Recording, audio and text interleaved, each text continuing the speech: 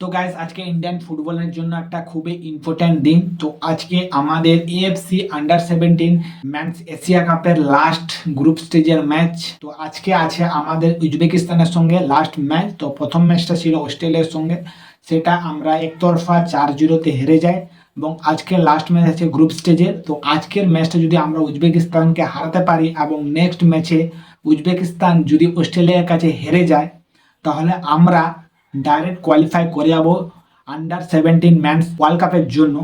সেটা তো ঠিকই, কিন্তু আজকের ম্যাচটা আমাদের কাছে খুব ডিফিকাল্ট হবে, কারণ উজবেকিস্তান আগের বারে ডিফেন্ডিং চ্যাম্পিয়ন এএফসি এশিয়ান কাপে।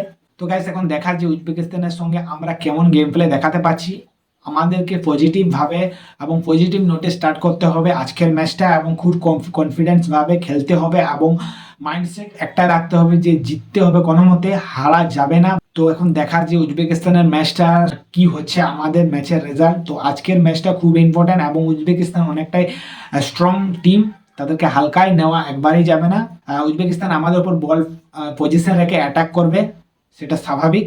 তো আমাদেরকেও আমাদের ডিফেন্স স্ট্রং রেখে কাউন্টার অ্যাটাক বা যদি একটু ভালো কিছু করতে পারি আজকের ম্যাচে, এখন সেদিকে দেখার। উজবেকিস্তানকে হারাতে পারবো না এরকমও নয়, আমরা আগে উজবেকিস্তানকে কোন ফ্রেন্ডলি ম্যাচে হারিয়েছি এবং ভালো গেম প্লে দেখিয়েছি। তো আমাদের নিজের উপর একটা আত্মবিশ্বাস রাখতে হবে যে আমরা উজবেকিস্তানকে হারাতে পারবো। তো আজকের ম্যাচটা খুব ইম্পর্ট্যান্ট আমাদের জন্য। তো আজকের ম্যাচটা তোমরা 10:30টার সময় এএফসি এশিয়ান কাপের যে অফিসিয়াল ইউটিউব চ্যানেল আছে সেখানে তোমরা এই লাইভ স্ট্রিম দেখতে হবে। তো আজকের ম্যাচটা কেউ মিস করবে না দেখতে গাইস, খুব ইম্পর্ট্যান্ট ম্যাচ হবে। সবাই আশা করো যে আজকে ইন্ডিয়া মিরাকেল বা ইতিহাস তৈরি করতে পারে কিনা, এখন সেদিকেই দেখার। তো আজকের ম্যাচটা হিস্ট্রি মেকিং, যদি ইন্ডিয়া কোনো মতো উজবেকিস্তানকে হারিয়ে দেয় তো ইতিহাস তৈরি হয়ে যাবে গাইস। তো প্রথমবারের মতো আমরা মেরিটলি আমরা ওয়ার্ল্ড কাপের জন্য কোয়ালিফাই করে যাবো। এখন দেখার যে কি হচ্ছে, তো কি হচ্ছে আজকের ম্যাচটা। তো দেখতে কেউ মিস করবে না গাইস, 10:30টার সময় দেখবে, 10:30টার সময়। তো দেখা যাক ম্যাচের রেজাল্ট কি হচ্ছে। তোমাদের কি মনে হয়, আমরা কি উজবেকিস্তানকে হারাতে পারবো? তোমাদের অপিনিয়ন কমেন্টে জানাও। তো গাইস এটা গেল আমাদের মেন্স টিমের ব্যাপারে। তো আমাদের উমেন্স টিমেরও একটা সুযোগ আছে ওয়ার্ল্ড কাপে যাওয়ার জন্য।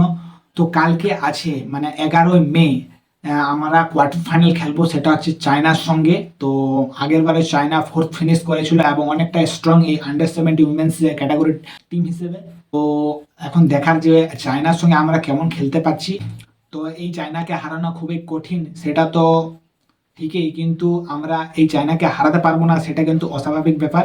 স্বাভাবিক আমরা হারাতেও পারবো এই চায়নাকে। তো এখন দেখার যে কালকের ম্যাচটা কি হচ্ছে। তো এই কালকের ম্যাচটা তোমরা 6:30টার সময় দেখতে হবে, তো কেউ মিস করবে না ওই ম্যাচটা। তো আমাদেরকে আমাদের আন্ডার 17 মেয়েদের ওপর ভরসা রাখতে হবে এবং আন্ডার 17 মেয়েরা তারা নিজের ওপর যদি ভরসা রাখে এবং ফুল কনফিডেন্স এবং ওয়ান মাইন্ডসেটে খেলে, একটা মাইন্ডসেটে যদি খেলে যে আমাদেরকে কোনো মতে জিততে হবে, কোনো মতে হারা যাবে না, তাহলে অবভিয়াসলি আমাদের ফেভারে আসবে কালকের ম্যাচের রেজাল্ট। তো এখন দেখার যে কালকের ম্যাচের রেজাল্ট কি হচ্ছে, তার আগে ম্যানস টিমদের খেলা দেখবে যে তারা কি করলো আজকের ম্যাচে, এবং কালকে দেখবো আমরা উইমেন্স টিম কি করলো চায়নার বিরুদ্ধে ম্যাচে।